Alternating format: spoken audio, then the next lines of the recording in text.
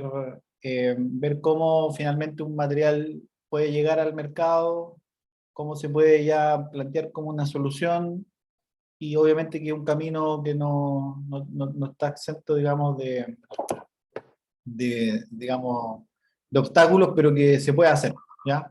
Y además con un concepto de sustentabilidad que al final no tiene por qué ser más complejo, digamos, de lo que es. Así que esa es la idea de que vieran un caso, digamos, eh, real de un proyecto en donde está, digamos, todo lo que hemos conversado, digamos, también en las otras clases, ¿no es cierto? Aquí está incorporado el poder ver la importancia de la sustentabilidad, ¿cierto? Las oportunidades que eso genera. Está también el aspecto, ¿no es cierto?, de poder identificar necesidades que son reales, que, digamos, van a cumplir una función real ese producto que nosotros estamos generando. ¿Se acuerdan un poco lo que vimos en el Design Thinking, ¿no es cierto?, que fuera una solución que aporta, digamos, un problema real, así que el problema aquí está, digamos, presente, es real.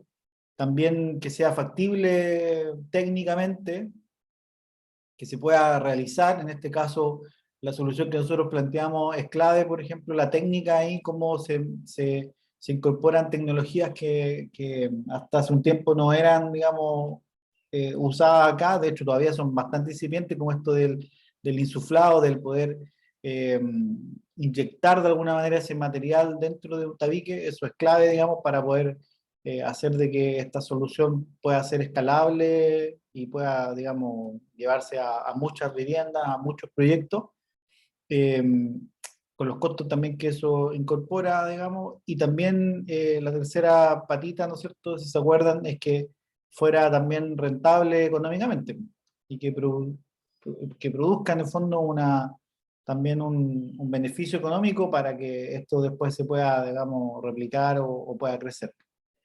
Así que está incorporado también esos temas, ¿no es cierto? Eh, Está todo el desarrollo de la validación técnica también y validación normativa. Y después ya está la aplicación y hoy día estamos en la etapa donde ya tenemos que empezar a medir, a levantar datos, ¿no es cierto?, de todo el comportamiento que tiene ese material para poder después seguir desarrollando otra iniciativa. Así que eso, mi intención de que ustedes pudieran ver el material primero es para que podamos generar aquí una conversación más que nada, que ustedes nos puedan también hacer preguntas. Ahora, obviamente, si no vieron materiales, o sea, si no vieron los videos, no van a captar nada. O sea, no hay ningún, digamos, hay sentido. Pero los que vieron el material, ¿no es cierto?, que espero que hayan sido todos, me interesa que puedan plantear sus dudas, preguntas, cuestionamientos o ideas que se les puedan ocurrir también en una primera instancia, y después me gustaría conversar sobre cómo ven la aplicación de este tipo de materiales también en su proyecto, ¿ya? Que es un poco la idea, que también integren todo esto que están, digamos, viendo las partes del magíster en su proyecto. Quedo atento. Profe, a mí me quedan, o sea, tengo dos dudas. Una era el material que muestran en el video, cómo se comporta con los temblores y esas cosas. Y mi otra duda, bueno, es más, yo creo que muchos de aquí saben, pero yo no. ¿Qué es lo que es una prueba de fuego? ¿Agarran el panel, lo queman? No sé. La prueba de fuego, no sé si se alcanzaba a ver en el video, eh, pero no me recuerdo de todos los videos que les mostré. Creo que hay unas capturas nomás de la prueba de fuego. Pero lo que se hace es que se toma un panel. Déjame, voy a buscar por mientras aquí un apoyo para mostrarle tal cual como es. Lo que se hace es que se hace un panel y ese panel se somete a una especie como de quemador grande, digamos, es como una especie de dragón, ¿no es cierto?, grande, en donde se le aplica fuego a este, digamos, muro a escala real, eh, desde el interior hacia el exterior, ¿ya?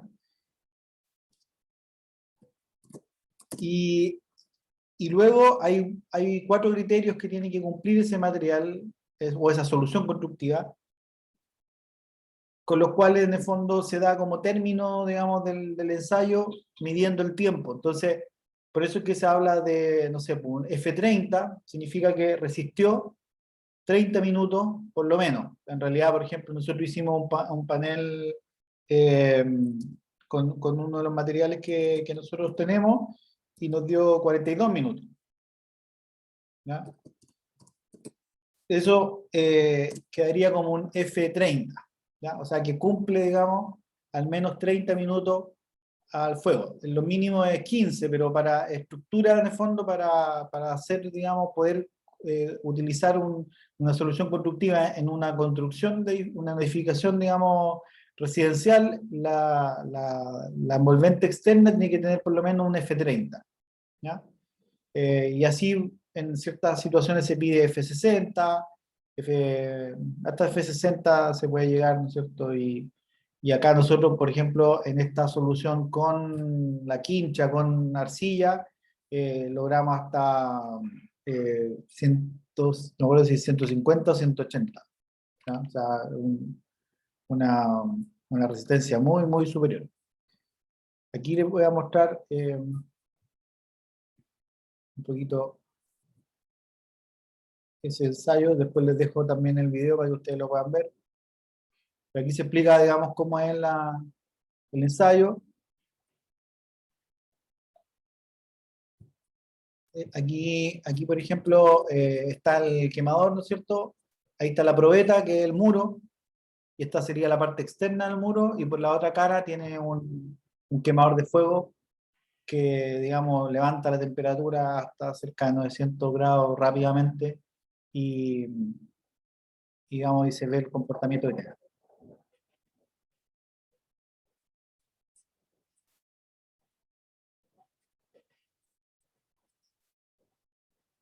Ahí estaba, por ejemplo, el material que nosotros colocamos dentro de la vivienda origen, que es similar a esto, celulosa con rastojo de paja de trigo.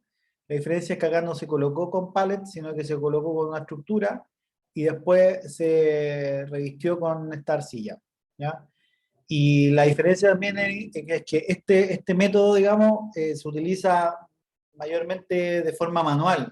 Entonces es bastante lento para poder aplicarlo y en este proyecto, por ejemplo, eran 53 casas, por lo tanto no era como muy viable hacerlo de forma manual. Y ahí es donde se incorporó digamos, técnica de insuflado, en donde el material se procesaba primero y se inyectaba hacia el interior como una especie de aspirador al revés, ¿no es cierto? Que inyecta el material por medio de, digamos, de un soplador hacia el interior, ¿ya? Y mostrar acá cómo se ve, cómo se ve el desarrollo del ensayo.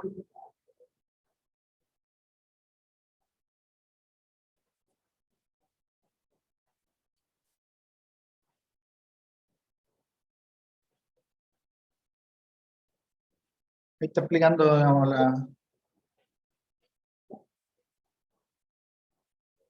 la medición entonces tiene varios aspectos. Uno es estructural, que no se comprometa la estructura. Otro tiene que ver con que no salgan humo o gases que sean tóxicos.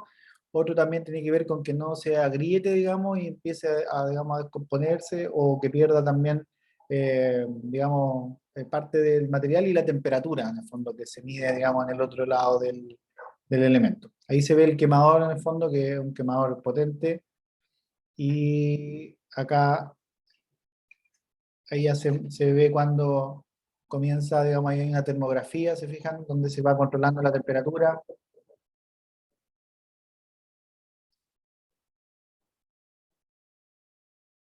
Ahí, si ustedes se fijan, hay, por así decirlo, humos, pero es por el borde, digamos, del muro, así que no tiene, digamos, relevancia del punto de vista.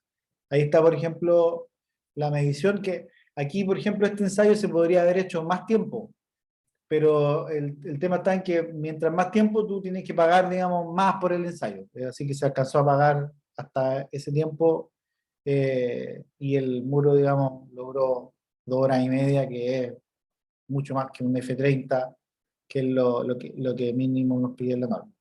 Ahí se ve, digamos, el horno sin, digamos, el muro, ¿se fijan? En donde está, digamos, el quemador, que es un quemador bien, bien potente. Esa es con respecto a la prueba de fuego que se le hace, digamos, a cada uno de los materiales. Y que esto fue clave en el fondo para nosotros poder después llegar y acreditar esa otra solución, ¿ya? La otra pregunta era la primera, disculpa si me podéis refrescar la memoria. Era cómo se comportaba frente a los movimientos telúricos. Ah, ya. En el caso digamos, de la estructura que nosotros tenemos, no tenemos que hacer un análisis estructural porque el muro sigue siendo la estructura de la madera, igual que antes, en el fondo, que, que un tabique normal. Nosotros no modificamos la estructura.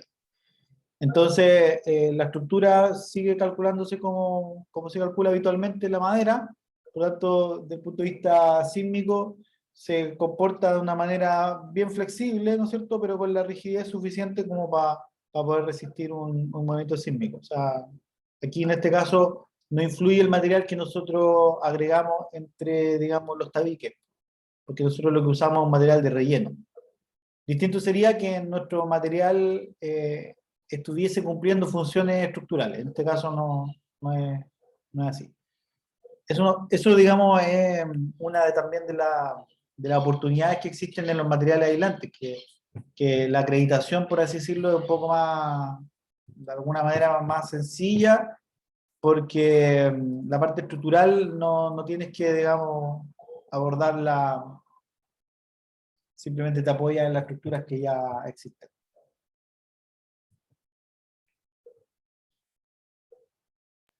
Ahora, Profe, perdón, disculpa, continúe nomás. para cerrar, pero sí, por ejemplo, quería mostrarles acá este otro desarrollo que hemos hecho en otra ocasión, que aquí sí que nosotros apostamos por un material rígido, que si bien no pretendemos que tome cargas, digamos, mecánicas importantes, sí lo que hicimos fue caracterizarlo desde el punto de vista mecánico. Tomamos aquí el tallo de la hortensia, de la bella hortensia.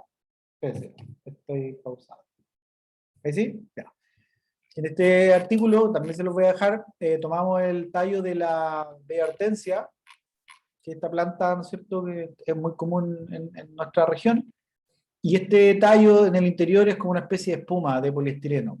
Ese poliestireno nosotros lo incorporamos en una matriz de poliuretano, y con esa, digamos, esa mezcla hicimos un composite rígido, ¿ya? O sea, si lo miramos desde el punto de vista de sustentabilidad, así como más, por así decirlo, puro, claro, podríamos decir que están mezclando dos materiales que al final uno es sintético, ¿no es cierto?, contaminante, con un material que es, digamos, completamente natural. Sin embargo, lo que nosotros apostamos también aquí es un poco a poder acelerar esa transición a esos materiales y desde el punto de vista como más pragmático, por así decirlo, nosotros estamos disminuyendo la cantidad de poliuretano al incluir este como bioaditivo, digamos, o este, digamos, agregado, bioagregado, digamos, que vendría a ocupar volumen digamos, de poliuretano que estamos evitando, por así decirlo. ¿Ya?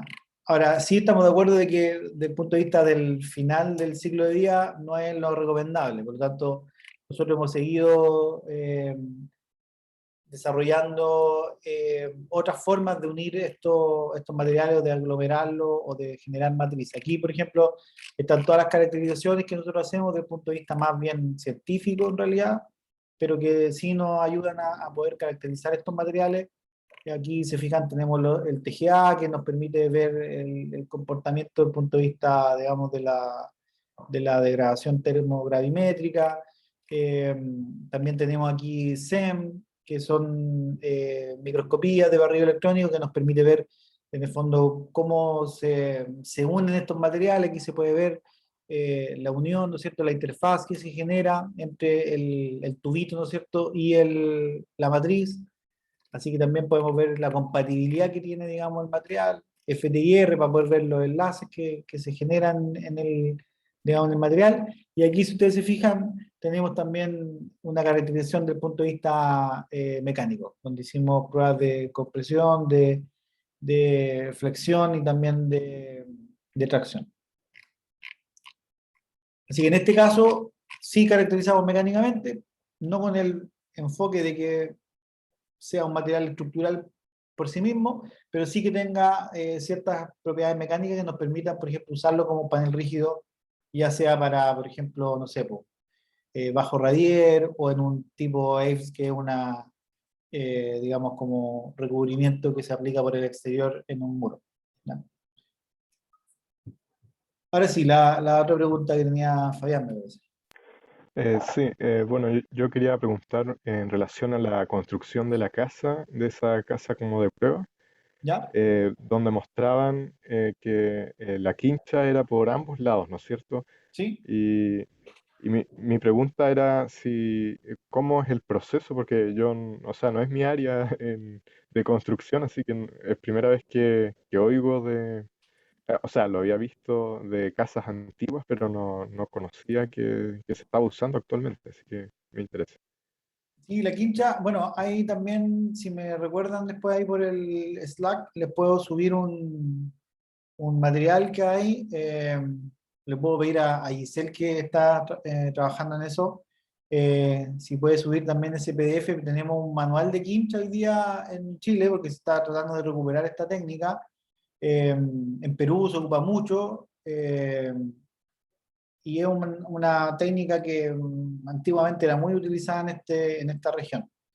Eh, Mira, lo que se hace es un tabique de madera en este caso, también hay quincha metálica, hay varias, digamos, también versiones de esto, pero lo que nosotros hicimos es una quincha clásica, seca, en donde lo que hay debajo de este, digamos, tabique es madera tradicional. En este caso sí, nosotros avanzamos un poco más a un espesor más grande de 15 centímetros, y después va una capa, digamos, que es una especie de membrana, en este caso un TNT, y después de eso van este listoneado de, digamos, de una madera, digamos, de media pulgada por una pulgada aproximadamente.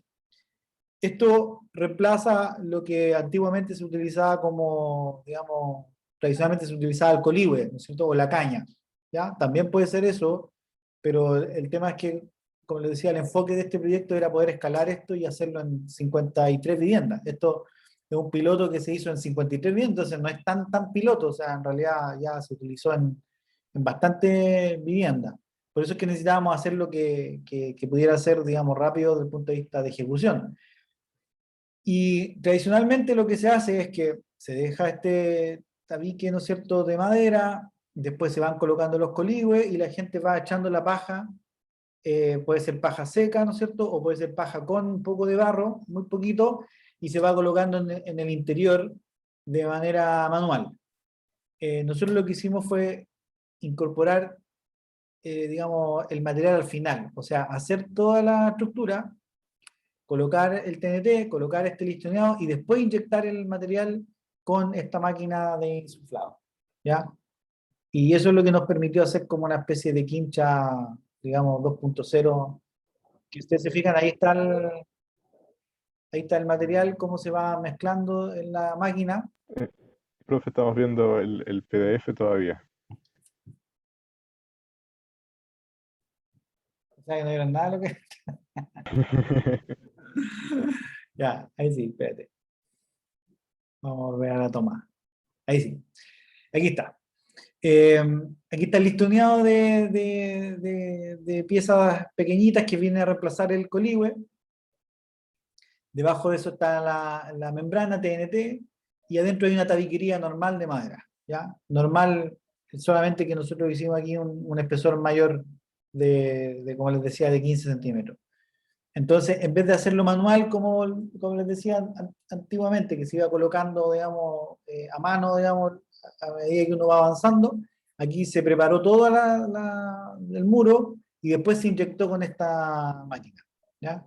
Y esa máquina, se alcanza a notar en el video, es el material en sí, que aquí, digamos, uno puede decir, ya, "Oye, pero ¿cuál es la gracia de desarrollar un material así?". Bueno, eso es lo simple, digamos, también de las soluciones que permiten que uno las pueda aplicar. En realidad aquí no hay ninguna tecnología de la NASA, sino que esto es muy, muy sencillo, utilizando lo que tenemos, y lo que tenemos acá en abundancia son este residuo que no es valorizado hoy día, principalmente, y nosotros lo mezclamos con celulosa por un tema de que la celulosa ya está industrializada y era una buena forma de hacer un primer paso de tener un material que se comportara bien al fuego y que pudiera ser utilizado, digamos, e insuflado con esta máquina. En el fondo, las pruebas que nosotros tuvimos que hacer aquí fueron de densidad principalmente, de poder, digamos, inyectar el material, de que no se trancara la máquina. Y ahí ustedes se fijan cómo se va inyectando ese material. Esta va haciéndolo con mucha fuerza y además uno va girando el cabezal, por lo tanto se va generando como arco en el interior y finalmente el material queda a una densidad deseada, que es la que nosotros finalmente probamos en el laboratorio para la conductividad térmica que necesitamos, para el comportamiento de fuego también, eh, y, eh, y queda en el fondo con una densidad que también nos permite que no se asiente después con el tiempo, digamos, que no empiece a bajar, digamos, el material y quede en parte sin aislación. No. En todo esto fue parte de un proyecto, fue parte de un par de proyectos también de la tesis de Matías, que también trabajó y que ha seguido trabajando con esta línea de desarrollo.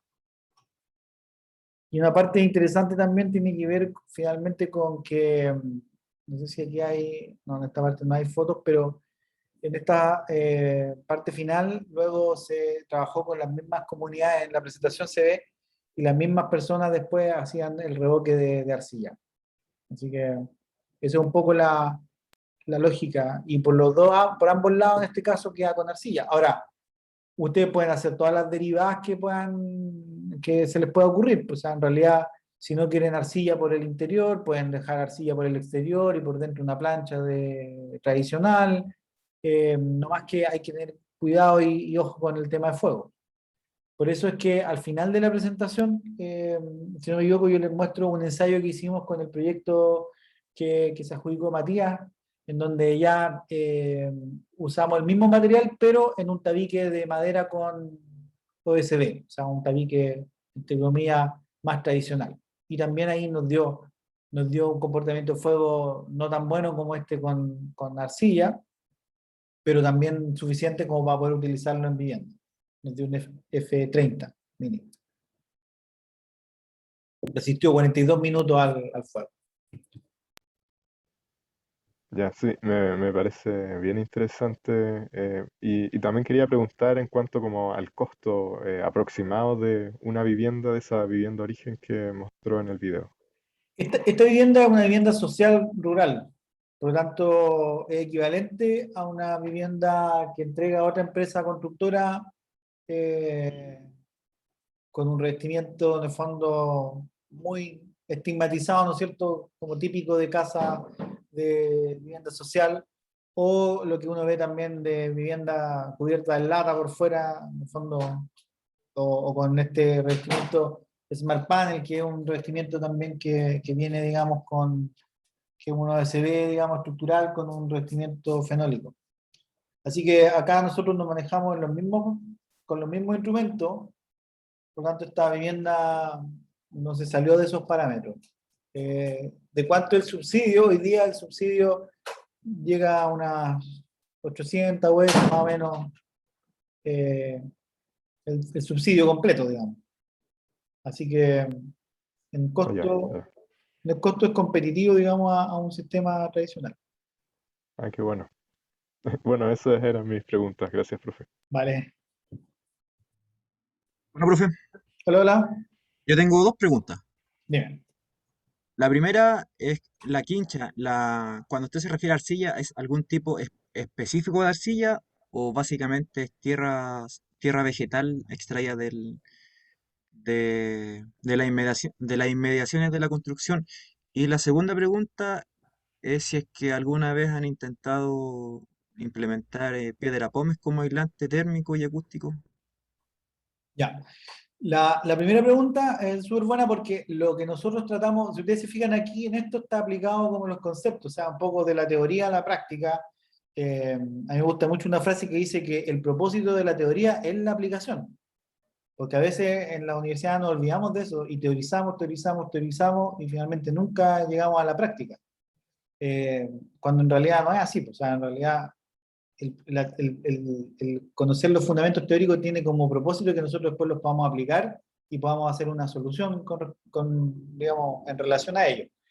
Entonces, aquí si ustedes se fijan, el concepto es que nosotros tratemos de utilizar el material, lo que está, o la materia prima, hablemos de materia prima, lo más disponible en el territorio donde nosotros estamos. Por lo tanto, lo ideal es que nosotros saquemos el terreno, digamos, la tierra, digamos, que hay en el mismo espacio, ¿ya? Ahora, no puede ser una capa vegetal, ¿ya? Tiene que ser un material que contenga, digamos, una cantidad importante de arcilla, ¿ya? Eh, pero siempre están las pruebas que nosotros hacemos donde nosotros evaluamos el material que hay en terreno, ¿ya? Hay unos materiales que son mejores que otros.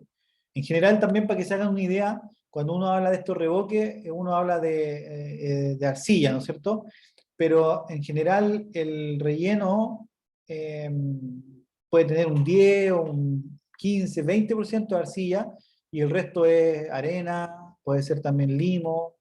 No es que predomine, la arcilla es lo que viene a aglomerar, por así decirlo, el revoque, pero en el fondo la arena es un material que podríamos decir que está más en mayor cantidad que la arcilla propiamente tal. También se utiliza harto paja también, ¿ya? ¿Por qué estos tres componentes? Porque necesitamos arcilla o la cantidad de arcilla necesaria para que la mezcla, digamos, se forme una masa y se pegue, por así decirlo, o sea, aglomere, ¿ya? Pero necesitamos una cantidad importante de arena para que esto, cuando seque, no se retraiga, ¿no es cierto? Y se generen grietas. Por tanto, ahí necesitamos ese equilibrio. Y la paja de trigo la utilizamos también para que disminuya el agrietamiento digamos, del material final. Entonces, por eso hacemos una matriz en general en donde se prueban estos tres componentes, eh, digamos, la proporción de cada uno de estos materiales y con eso después se llega a la solución, ¿ya? Eh, pero eso, quizás, digamos, como más incluso práctico, es que siempre que tú tienes pie de monte, en el fondo, en general hay buenas arcillas, buen material limo arcilloso que puedes utilizar para revoque. Y, Pero ¿sí? Dime. se refiere cuando se refiere a arcilla, se refiere solamente arcillas desde el punto de vista granulométrico. No consideran la química de la arcilla porque hay diferentes tipos de arcilla. Si ya sean por meteorización de roca madre o por depositación de río o lago. Entonces, ahí tengo esa duda. Si es que tiene que cumplir con el aspecto solamente de tamaño o también tiene que tener alguna característica química esa arcilla que ocupan para la quincha. Principalmente arcilla genérico, ¿ya? Yo entiendo lo que tú dices porque finalmente la mineralogía del suelo influye finalmente en el resultado final, eso sin duda. Pero tienes que pensar de que esto en general es conocimiento cultural, por así decirlo, más bien básico en realidad. Entonces, no tenemos hoy día como tanto estudio que nos diga, y sobre todo en territorios, que ahí hay una oportunidad también de investigación, sobre todo en territorios como el nuestro, donde tenemos muchos suelos alofánicos, muchos tipos digamos, de suelo alofánico, trumado, ñadi, eh, donde finalmente el comportamiento que va a tener en el revoque puede ser distinto de acuerdo a la mineralogía del suelo. En general podemos hablar de arcilla, si, resumiendo, digamos, como la respuesta desde el punto de vista granulométrico, ¿ya? Por las características que tiene la arcilla propiamente tal, ¿ya? Como estas especies como de lajitas, ¿no es cierto?, que se acomodan y que permiten, digamos, tener esta capacidad digamos, de aglomerar, ¿ya? Ahora, lo que tú dices puede ser muy interesante y puede, digamos, dar pie, obviamente, a poder ver cuál es esa influencia, ¿ya? Pero en la práctica, las pruebas que se hacen son mucho más desde el punto de vista empírico, por así decirlo, ¿ya? Por ejemplo, se hace una bolita, ¿no es cierto?, de la arcilla. Yo les puedo dejar también un libro ahí si les interesa, donde están estas pruebas. Se hace una bolita, se deja caer desde 1 metro aproximadamente y tú ves cómo, digamos, está el comportamiento, digamos, si se digrega mucho, si se queda pegada, digamos, y ahí tú ves un poco la plasticidad que tiene el suelo. También se hace un lulito, se ve de qué largo alcanza ese lulo, digamos. Eh, y lo otro que es la prueba, como podría decir yo, más decidora, es la que se hace una matriz en donde tú dices, ya voy a colocar una parte de arena, por una parte, digamos, de arcilla, por una parte de paja, y después vas descendiendo, digamos, las partes y haces una matriz en el fondo con estos 3 elementos, y haces una prueba en un muro, y de esas 3 te quedas con la que tiene menor, digamos, retracción, y con la que te da, digamos, por así decirlo, la consistencia suficiente como para poder resistir como revoque fino. Esa es un poco la lógica.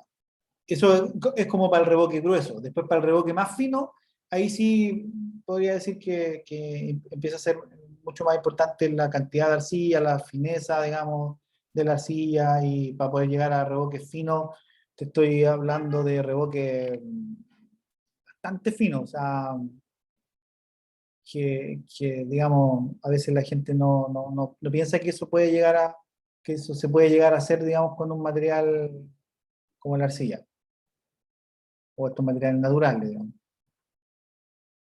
No sé si respondí tu pregunta ahí. Sí, profe, sí me quedó bastante claro. Pero falta la otra, la de las pomes. Ah, ya. Sí, eso se utiliza, no aquí en Chile, o sea, no te puedo decir que no se utiliza en Chile, se utiliza, pero no está tan, digamos, por así decirlo, eh, no está tan masivo, ¿no es cierto? Pero perfectamente la piedra pómez se puede utilizar, sobre todo en elementos constructivos donde tú necesitas cierta resistencia mecánica, ¿ya? Por ejemplo, estoy pensando en una bajo radier, por ejemplo, sería ideal aplicar un sistema similar a piedra pómez. De hecho, por ejemplo, hay un material que se utiliza harto en Europa que se llama glass foam, que es, digamos, una espuma de vidrio, y ese es un material que tú lo miras y la estructura es idéntico, digamos, a la piedra pómez, nada más que no es natural directamente, ¿no? Hay un proceso mucho más demandante de energía que podríamos decir que en un proceso de erupción volcánica se genera de manera natural. Pero sí, eh, se puede utilizar perfectamente. Hoy día el problema que tenemos es dónde, digamos, lo obtenemos, de dónde lo voy a sacar, ¿no es cierto? No está, digamos, hoy día como un material que nosotros podamos directamente como comprar, ¿no es cierto? O que haya una industria que extrae este material y lo utilice. Claro, eso mismo me llama la atención porque yo he visto, por ejemplo, en la zona de Melipeuco, hay canteras de pomes, pero claro, canteras a nivel artesanales no, Ah, sí, claro, sí, claro. sí, totalmente. Si tú vives, por ejemplo, cerca de esa zona, yo haría uso de esos recursos. Por eso, la lógica un poco acá es eso. O sea, con lo que yo tengo alrededor mío, tengo que ver eh, cómo utilizarlo como un material. Si tengo arcilla, por ejemplo, eso es la gracia de Chile, porque Chile es muy diverso y tenemos digamos, la parte, ¿no es cierto?, negativa es que tenemos sismos, ¿no es cierto?, tenemos movimiento telúrico, digamos, y tenemos una actividad desde ese punto de vista como súper, digamos, dinámica y activa. Eh, pero eso también genera que nuestra geografía sea como bastante rica en este tipo, digamos, de recursos, ¿ya? De hecho, cuando han venido de visitantes, colegas de España, una vez me decía, oye, tú aquí tenés, pero todos los materiales que se te ocurra, o sea, en el fondo, vamos a la costa, por ejemplo, y nosotros hemos trabajado en la zona de Carahue con el junquillo, que tiene una estructura fabulosa en el interior, que son una especie de microtubos que funcionan muy bien como aislante. Hemos trabajado también con la cáscara de eucalipto. Para la cordillera hemos trabajado desde, no sé, hasta todo el residuo, digamos, de la araucaria, residuos estoy hablando, no que estemos botando araucaria, pero residuos, o piñones, quila, eh, no sé, todo lo que se les pueda ocurrir de planta, hemos trabajado, digamos, ya un montón de plantas, digamos, y soluciones con los materiales que hay en el lugar. ¿Ya? Y en cuanto a la arcilla o los suelos que tenemos unos suelos súper ricos desde el punto de vista, digamos, para utilizar en este tipo de soluciones. De hecho, yo estoy, por ejemplo, ahora en un terreno en donde, claro, tiene una capa, digamos, eh, una capa que podríamos decir que no tiene mucha arcilla, es más bien, digamos, eh, una capa que no tiene, digamos, como muchas propiedades para poder utilizarlo, pero bajo esa capa eh, hay unos suelos alofánicos, un trumado, que es un limo arcilloso, pero que casi viene con la cantidad justa de arcilla como para poder trabajarlo. Entonces, eh, yo he hecho horno de barro, por ejemplo, con ese material y espectacular, porque no tengo ni siquiera que tamizar casi. El material lo empiezo, no sé si están relacionados con los suelos trumados, pero son materiales que están como cementados desde el punto de vista químico y tienen una resistencia bastante interesante, pero cuando uno lo empieza, digamos, como a maniobrar y a digregar, en el fondo se vuelven como un polvo, en el fondo. Bueno, y después si le agrega agua, se colocan una especie, digamos, de arcilla plástica bien incómoda. Son estos materiales que se te pegan, ¿no es cierto? Y que a veces las máquinas o un vehículo, en el fondo, después no puede salir de eso. Pero desde el punto de vista de revoque, funciona, pero genial. Claro, de hecho, los trumados y los ñadi esos suelos se originan por la meteorización de Pómez. Claro. Son suelos de origen volcánico. Sí, sin duda. Sí, de hecho, yo hice mi tesis de pregrado en eso, así que me tocó medir aluminio y sílice en todos esos suelos para poder sacar una correlación con los suelos alofánicos y ver el comportamiento geomecánico de ese tipo de suelo. Por eso es que una de las conclusiones que nosotros llegamos es que son suelos que cuando tú fundas sobre ellos, la idea es como hacer la excavación y ni siquiera tocarlos, no hay que remoldearlos, porque las características que tienen ya son súper buenas, porque están de alguna manera cementados químicamente. Eh, ¿Cómo eso, profe, lo último que dijo? están como cementados químicamente, por eso tienen una buena estructura, pero cuando están sin, digamos, remoldearlo. Entonces, ¿cuál es el Eso error que remoldear es como aplastar, ¿o no? remoldear es como el error que podría cometer que si tú, por ejemplo, haces un escarpe, ¿no es cierto?, para construir, y dices voy a emparejar por ejemplo, este suelo, y empiezas a meter excavadora, lo empiezas, digamos, como a remover el suelo y después tratar de compactarlo, no va a llegar nunca a las mismas propiedades que tenías cuando el suelo estaba sin alterarlo. Ah, Porque perfecto. y Ya. ese es uno de los errores grandes que se cometía hasta hace un tiempo acá. Hoy día ya hay más conocimiento. Yo cuando hice mi tesis, estoy hablando en 2007, era como bien incipiente. Los únicos que tenían estudio en esto eran los neozelandeses, que también tienen suelos similares. Eh, pero no había, digamos, como mucho conocimiento del sur, digamos.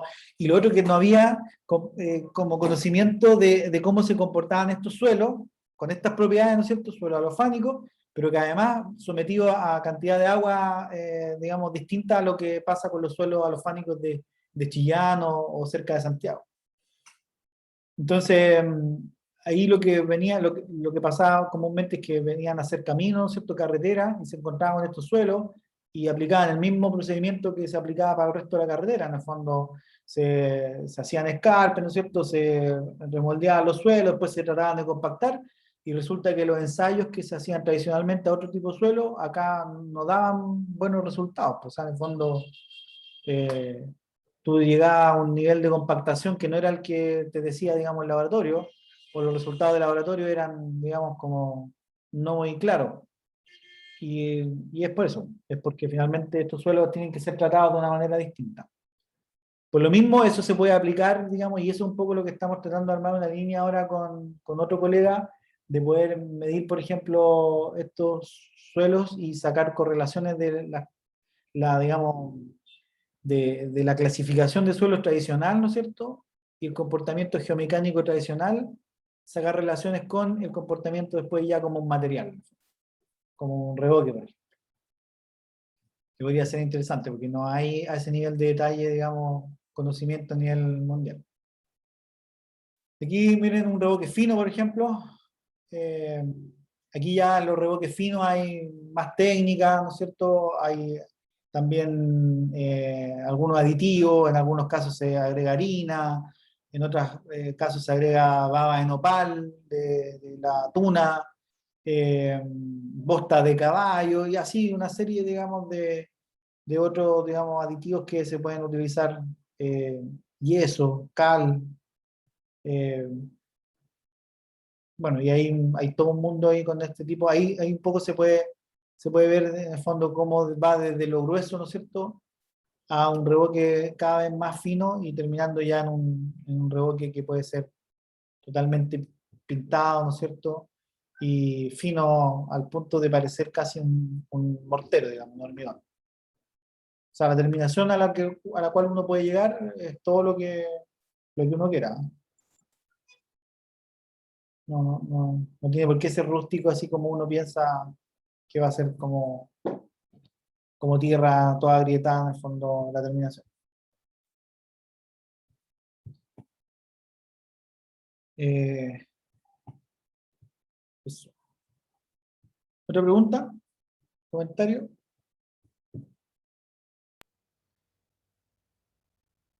¿Su estudio solamente estuvo enfocado en los trumados ñais o también se pasó a suelos de la cordillera de la costa, como suelos ya más lateríticos?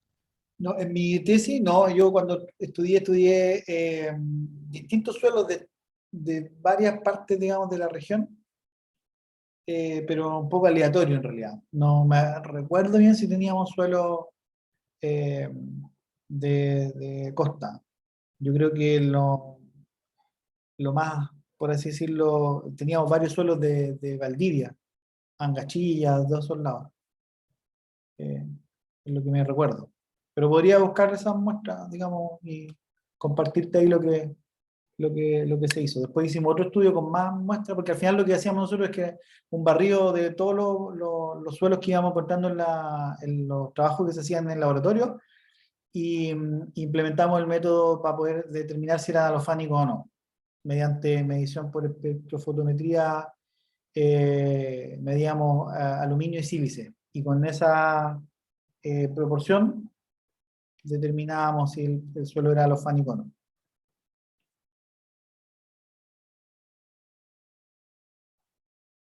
Bueno, y correlaciones y todo lo que uno hace cuando hace tesis.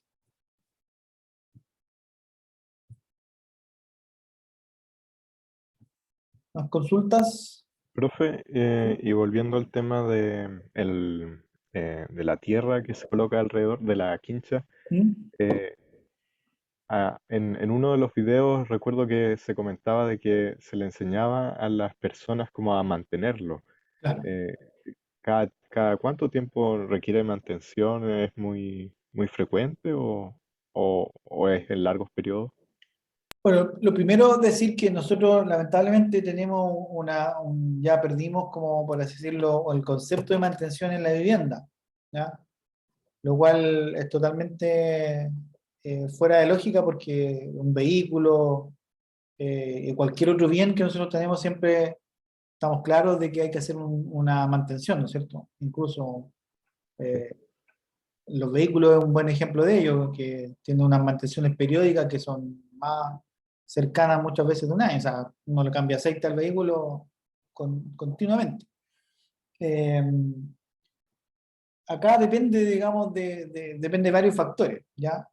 Si ustedes se fijan, el diseño de la vivienda de origen tiene también una cierta flexibilidad desde el punto de vista y también una conmovisión que se incorpora para que los muros que dan a, digamos, los que son de tierra, no son todos, son dos muros y que tienen bastante también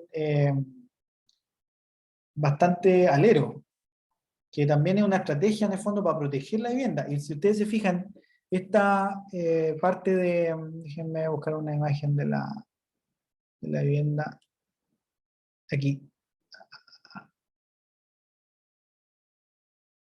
ahí.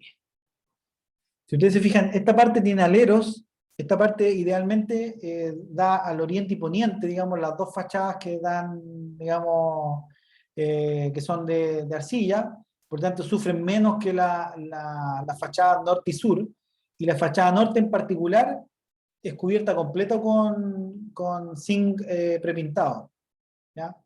Entonces, también eso está pensado para que el muro, digamos, de arcilla, que es un poco más delicado obviamente al agua, no tenga que tener una mantención tan, digamos, continua. Ahora, de todas maneras, la recomendación es que una vez al año uno haga, digamos, una pequeña revisión. Y ahora, la mantención aquí no es ir a buscar materiales, ¿no es cierto? Y, y ir a, digamos, a hacer una tremenda intervención, sino que simplemente si hay grietas, tú puedes picar un poquito la grieta, ¿no es cierto? Y después agregar la pasta y reparar. O sea, es una mantención mucho más simple también y menos costosa que la de otros sistemas constructivos. Ah, ya. Sí, bueno, yo me acuerdo, no sé, en la antigüedad, mis abuelos, no sé, generalmente en septiembre arreglaban la casa. eh, Exactamente. ahora no se usa tanto eso, como que se perdió. Y, No, ahora claro, eso iría, sería como del patriarcado, porque en el fondo lo que se hacía en septiembre era que se claro, hermoseaban las casas por la celebración, digamos, de, de septiembre, de 18 de septiembre, las fiestas patrias. Por eso estaba la costumbre de que en esas fechas antiguamente se hermoseaba la casa, se decía, la gente pintaba las casas en esas fechas. O sea, claro, igual yo creo que por el tema de la primavera, no sé, al menos allá en Alemania, que tuve la oportunidad de visitar, también en primavera se dedican a remodelar todas las cosas y sí, como sí, llenar de flores, no sé. sin duda, también debe tener algo de eso mezclado, pero el punto está en que esa costumbre, como dices tú, hoy día se abandonó. Eh, y es, Sí, digamos, algo que tenemos que recuperar de alguna manera, no tenerle miedo, digamos, a la mantención de los bienes, porque las ventanas, los sellos, todo eso tiene una vida útil que nosotros tenemos que, digamos, considerar dentro del comportamiento de la vivienda. Otra pregunta, había, vi por ahí otro micrófono que está.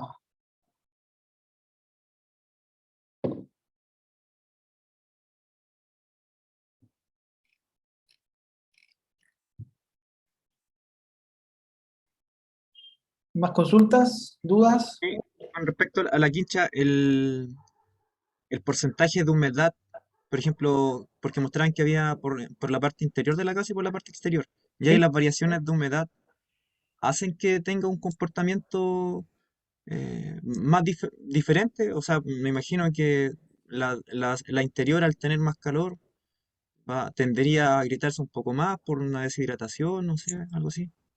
Mira, ahí tú haces una pregunta bastante interesante, porque una de las, por así decirlo, ventajas que tiene este tipo de soluciones es que la arcilla funciona como una especie de regulador de humedad, ¿ya? La arcilla tiene una capacidad, en el fondo, de absorber humedad y después entregarla, ¿ya? O sea, como que funciona casi como un ecualizador natural de la humedad relativa que hay en el interior. Y además de eso, los materiales están dispuestos de manera en que incluso ya, por eso que les digo que aquí hay oportunidades súper interesantes digamos, de investigación, de desarrollo, porque incluso esto a ver, para explicar un poco más atrás, ustedes van a encontrar conceptos como por ejemplo la permacultura, hoy día ya como un poco más desarrollado que antes. Eh, Hasta hace unos cuantos años atrás, en el fondo no había, por así decirlo, ciencia o física de la construcción incorporada en este tipo de sistemas constructivos, llamémosle vernáculos, que son, digamos, propios, digamos, de nuestros pueblos originarios, sino que simplemente con toda la revolución industrial y la entrada de materiales más tecnificados, por así decirlo, se abandonaron estas técnicas y se miraban, de hecho, menos, ¿ya? Hoy día se están recuperando y también hay un trabajo bien interesante que han hecho algunos colegas de poder colocar ciencia, digamos, en esto y de poder explicar cómo se comportan estos materiales. Quizás el que avanzó primero, ¿no es cierto?, es la construcción con fardos de paja, que ha ido permitiendo, digamos, abrirle paso a otros materiales, a otros sistemas constructivos.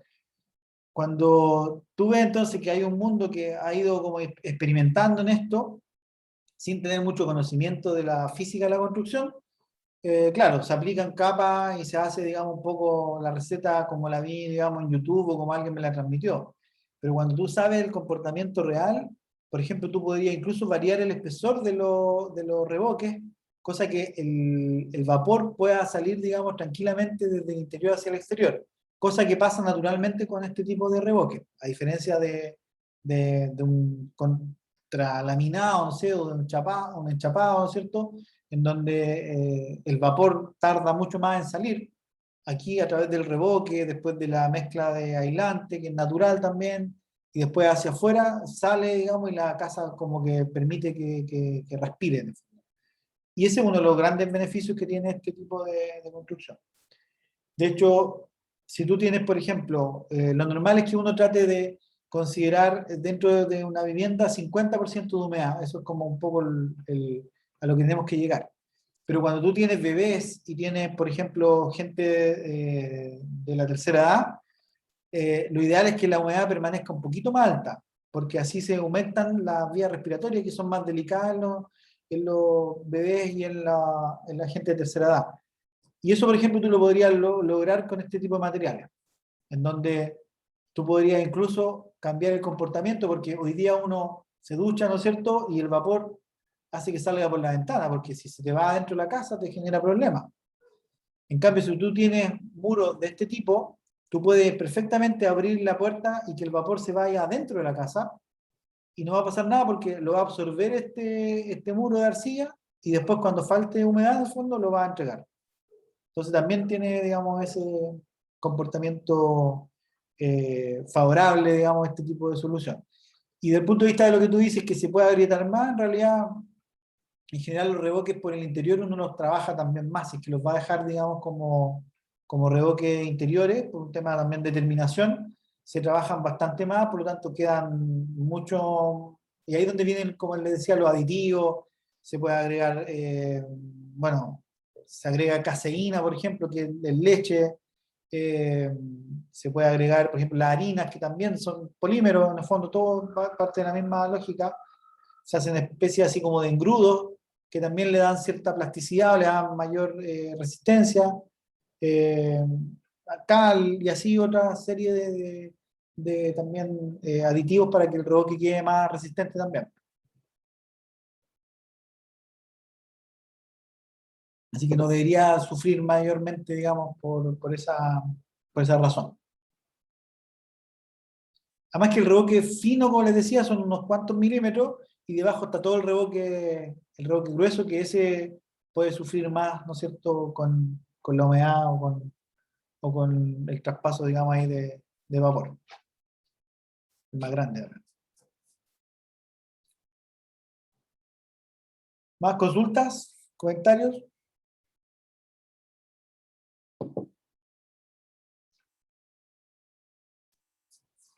Bueno, estamos en el tiempo. Espero que les haya gustado lo que pudieron ver. Y sin duda, bueno, si alguien quiere profundizar en todo esto, está disponible, ¿no es cierto?, que se contacten con nosotros. En el grupo, de hecho, está trabajando Giselle, Matías, de los que están acá en el Magíster. Y un poco la idea de nosotros es ese nuestro enfoque, o sea, mejorar la calidad de vida de las personas, eh, usando técnicas, usando materiales, usando desarrollos que nos permitan en el fondo lograr esto con bajos impactos ambientales, y también generando sinergias regionales, nacionales. Así que esa es un poco la idea. También hacer uso de los recursos que tenemos. No estar pensando en lo que no tenemos, sino que enfocarnos en lo que tenemos y cómo podemos utilizarlo. Mucho de ingeniería local, que me parece a mí que es algo que no podemos perder como ingenieros.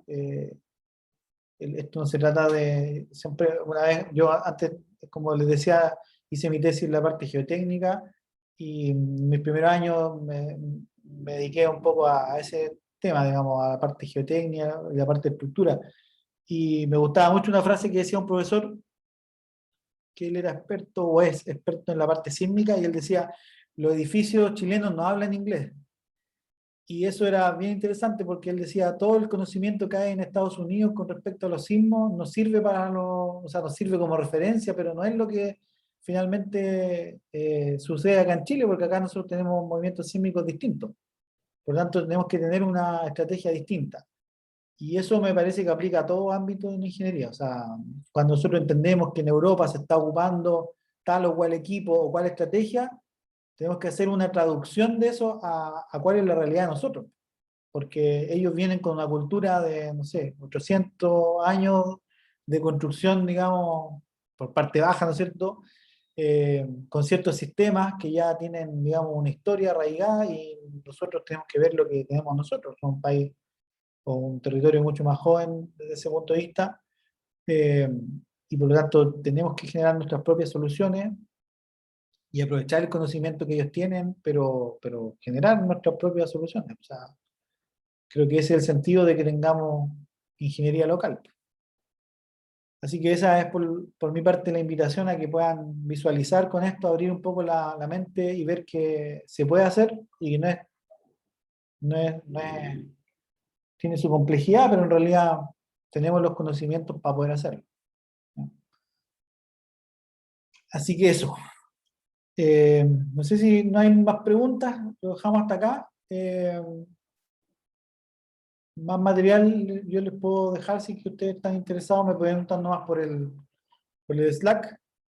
Y nos vemos el viernes ya con las presentaciones de cada equipo.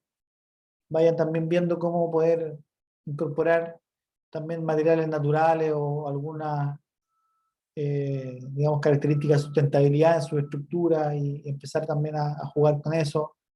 Digamos, un datito nomás así como al paso es que nosotros tenemos el bambú chileno, en el fondo, coligüe, la quila, que son tremendos materiales para poder generar estructuras que yo creo que ustedes ni siquiera se imaginan. Domos, somes, y así un montón de estructuras, tensoestructuras. Ahí hay también un desarrollo bien interesante que se puede hacer. Así que la invitación es a que exploren y que sean curiosos. Muy bien. Nos vemos entonces. Que esté muy bien. Profe, gracias. Bueno, profe, que esté Chao, bien. profe, Chao, que esté chao. bien. Profe. Chao, chao. Profe, que esté bien. Chao, profe.